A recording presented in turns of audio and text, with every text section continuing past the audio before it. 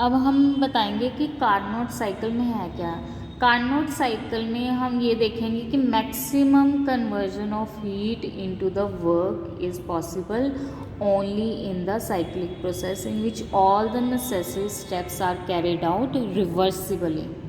ठीक है, सच a reversible cycle को हम बोलते हैं that is called Carnot cycle.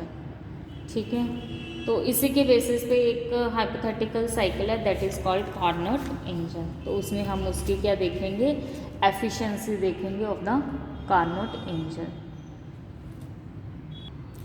सो अगर हम इसकी बात करें, इसमें क्या होता है, system consist of 1 mole of an ideal gas filled in the cylinder which is insulated and fitted with a frictionless piston होता है। सो अभी हमने इसमें क्या, अगर इसमें देखो, जो इसमें गैस है ना is brought in contact with 2 heat reservoir जिसको हम बोलेंगे सोर्स एट T2। इसमें क्या कर रहा है, वो हीट अब्जॉर्ब कर रहे हैं, एंड सिंक एट T1, तो इसमें हीट गिवन आउट हो रही है। ठीक है, तो इसमें हमने बताना है कि जो T2 टेम्परेचर है ना वो क्या है, ग्रेटर देन T1। सो कार्नोट साइकिल में 4 रिवर्सिबल स्टेप्स इन्वॉल्व होते हैं जिसको हम बोलते हैं आइसोथर्मल एक्सपेंशन। ये इसमें क्या हो रहा है, आइसोथर्मल एक्सपेंशन हो रहा है, देन एडियाबैटिक एक्सपेंशन, फिर आइसोथर्मल कंप्रेशन होगा और एडियाबैटिक कंप्रेशन होगा। सो अब आपने इसको फर्स्ट हम करेंगे आइसोथर्मल एक्सपेंशन, आपने इसको इसके साथ कंपेयर करना है। ठीक है, सो आइसोथर्मल एक्सपेंशन में क्या होता है कि सिलेंडर है उसमें क्या है, 1 mole of an ideal gas है जिसका वॉल्यूम पहले इनिशियली क्या था, V1 है। ठीक है, वो क्या करेगा, हीट अब्जॉर्ब करेगा। ठीक है, the gas absorb quantity of heat that is called Q2, and इसमें क्या होगा, आइसोथर्मल रिवर्सिबल एक्सपेंशन होगा। ठीक है, तो उसका एक्सपेंशन हुआ तो वॉल्यूम क्या हो गया, V1 से V2 हो गया। तो उसको हम इंडिकेट कैसे करेंगे, लाइक पहले उसका क्या था, टेम्परेचर यहाँ पे क्या T2 है तो टेम्परेचर T2 ही रहेगा। ठीक है, बट वॉल्यूम पहले क्या था, बिफोर एक्सपेंशन V1 था और बाद में उसका क्या हो जाएगा, V2 हो जाएगा। सो इसको हम बोलेंगे आइसोथर्मल एक्सपेंशन। ठीक है, इसको हम ये T2 टेम्परेचर पे है तो यहाँ पे T2 लिख देंगे। सो इसमें ये वाला एक्सप्रेशन मैंने ऑलरेडी आपको करवाया था। सो -W1 किसके इक्वल होता है, RT2 log of V2 over V1। सो अब मैंने आपको क्या बताया, ये आइसोथर्मल एक्सपेंशन है। सो इसमें डेल्टा U किसके इक्वल होता है, 0। तो जो टोटल वर्क डन है वो हम उसको इक्वल्स टू हीट लिख देंगे। ठीक है, आपको मैंने करवाया ना, delta U is equals to क्या होता है, Q प्लस W। अब साइक्लिक प्रोसेस में क्या होता है, या आइसोथर्मल प्रोसेस में क्या होता है, डेल्टा U 0 हो जाता है, तो उस केस में Q किसके इक्वल आ जाता है, -W। तो यहाँ पे -W का मेरे पास एक्सप्रेशन है, जो मैंने ऑलरेडी आपको लास्ट सेक्शन में करवाया था। तो -W को हम इक्वल्स टू Q भी लिख सकते हैं, तो एक्सप्रेशन दोनों का सेम ही रहेगा। सो अब हम नेक्स्ट देखेंगे एडियाबैटिक एक्सपेंशन। अब एडियाबैटिक एक्सपेंशन में क्या होता है, अब इसके नीचे आप देखो इंसुलेटेड बेस है।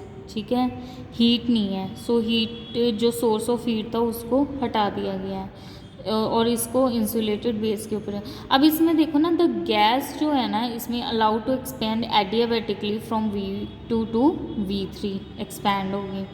ठीक है, सो इसमें क्या होगा, टेम्परेचर क्या हो जाएगा, फिर डिक्रीज़ हो जाएगा, और इसको हम शो करेंगे with the curve BC curve क्या है, एडियाबैटिक एक्सपेंशन है।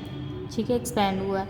अब इसमें पहले क्या था, टेम्परेचर T2 था, अब उसका मैंने क्या बोला, टेम्परेचर डिक्रीज़ हो जाएगा तो वो कितना आ जाएगा, T1 आ जाएगा। बट V2 से वो क्या आ जाएगा, चेंजेस टू V3, क्योंकि इसमें क्या हुआ है, एक्सपेंशन हुआ है। सो आपको मैंने करवाया था ना कि आइसोथर्मल में आपने और एडियाबैटिक कंडीशन में आपने वर्क डन भी निकाला था, हीट भी निकाली थी। तो ये वाला आपका एडियाबैटिक एक्सपेंशन में आया था कि वर्क किसके इक्वल होता है, that is equals to CV T1 minus T2। तो आपने क्या करना है, ये माइनस साइन बाहर निकाल लेना है और T2 को इधर लिख देना है, T1 को इधर लिख देना है। CV आपको पता है हीट कैपेसिटी होती है of an ideal gas, so work done is negative. ठीक है, नेक्स्ट हम करेंगे आइसोथर्मल कंप्रेशन में क्या होता है। सो अब नेक्स्ट क्या है, आइसोथर्मल कंप्रेशन। अब इसमें अगर आप देखो इंसुलेटेड बेस हटा दिया गया है और इसका टेम्परेचर क्या है T1। तो अब ये क्या है, इसमें जो V3 है ना वो V4 में कन्वर्ट हो गया। सो कंप्रेशन में क्या, हमने गैस को कंप्रेस किया है तो वो V3 से V4 में कन्वर्ट होगी। तो आप इसको शो किसके साथ करोगे, कर्व इसमें क्या आ जाएगी CD, आइसोथर्मल कंप्रेशन। तो यहाँ पे टेम्परेचर क्या है T1 है, T1 से टेम्परेचर T1 नहीं रहेगा इसमें, ठीक है, लेकिन V3 से वो क्या गैस होगी V4 में कन्वर्ट होगी। सो इसका वर्क डन किसके इक्वल आ जाएगा, W3 किसके इक्वल आ जाएगा, RT1 log of V4 upon V3, जो आपने ऑलरेडी ये वाला एक्सप्रेशन किया था। तो इसको आप with the help of first law of thermodynamics आप उसको हीट में भी कन्वर्ट कर सकते हो। Next one is adiabatic compression. अब हमने क्या कर दिया, इसको फिर इंसुलेटेड बेस के ऊपर किया है। तो इसमें क्या होगा, V4 से वो V1 में कन्वर्ट हो जाएगा, वॉल्यूम क्या हो गया, कम हो गया। सो हमने इसमें क्या किया, जो अब ये है हमारे पास fourth one is adiabatic compression. तो इसमें हमने क्या किया, उस गैस को कंप्रेस किया, वो V4 से फिर इनिशियल स्टेट V1 में आ गई। और अगर V1 में आ गई है, कंप्रेशन हुआ, तो उसका टेम्परेचर भी ऑटोमेटिकली फिर क्या होगा, इंक्रीज़ हो जाएगा। सो अगर आप D से A तक देखो ना, तो V4 से वो V1 में कन्वर्ट हो गया, ठीक है, कंप्रेशन के कारण। और टेम्परेचर पहले क्या था, T1 था, अब वो उसका टेम्परेचर भी इंक्रीज़ हो गया, दैट इज़ T2 ही हो जाएगा। यहाँ से देख लेना। तो जो इसमें W4 आएगा ना वो इक्वल्स टू होगा CV T2 माइनस T1। तो ये जो था ना work done in adiabatic condition और work done in isothermal condition, ये आपने फर्स्ट चैप्टर में ऑलरेडी किया हुआ है। सो आपने सीधे एक्सप्रेशन लिख देनी है कि वर्क डन का क्या होता है। सो अब आपने क्या करना है, 4 ऑपरेशन कर दिए। जो सिस्टम था ना वो ओरिजिनल स्टेट पे आ गया, यहाँ से शुरू किया था हमने V1 से, तो ओरिजिनल स्टेट V1 पे आ गया, ठीक है, साइकिल कंप्लीट हो गया। अब आपने क्या करना है कि टोटल वर्क डन निकालना। तो टोटल वर्क डन किसके इक्वल आ जाएगा, आपने W1 W2 W3 W4 चारों को क्या करना है, प्लस कर देना है। और उसके प्लस करते ही आपके पास ये वाला एक्सप्रेशन आ जाएगा। और इसी तरह आपने नेट हीट कितनी हुई है अब्जॉर्ब, वो भी ऐड अप कर लेनी है। सो अगर आप देखो यहाँ पे है V2 अपॉन V1 और V4 अपॉन V3, तो हम चाहते हैं कि ये दोनों एक ही टर्म में हो जाएं। तो ये भी आपने एक्सप्रेशन किया था कि जो TV गामा -1 इक्वल्स टू क्या होता है, कांस्टेंट होता है। So with the help of this आप V4 अपॉन V3 को V1 अपॉन V2 में कन्वर्ट कर सकते हो और उसका फाइनल एक्सप्रेशन आपके पास फिर V2 अपॉन V1 की फॉर्म में आ जाएगा और फाइनल आपका वर्क डन आ जाएगा।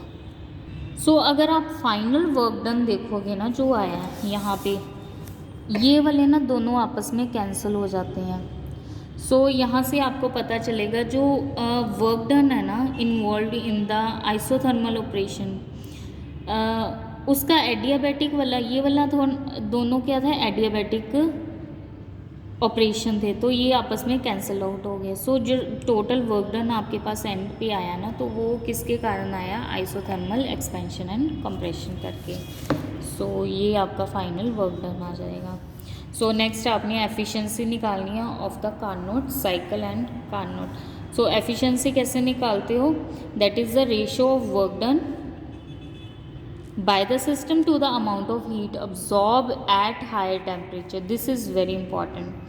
So this is work done, or this Q2 is the heat absorbed at higher temperature.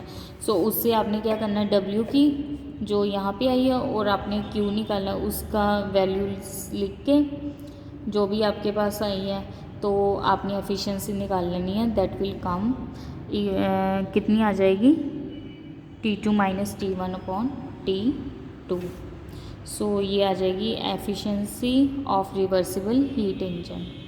सो जो एफिशिएंसी है ना of a reversible heat engine वो डिपेंड करती है only on the temperature of the source and sink and independent of the nature of working substance क्या है।